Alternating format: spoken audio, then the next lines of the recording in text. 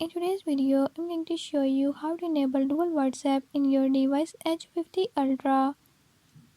But before we get started, don't forget to hit the subscribe button and turn on notifications so you never miss out on new videos and stay updated on all the latest tips and tricks. Let's get started.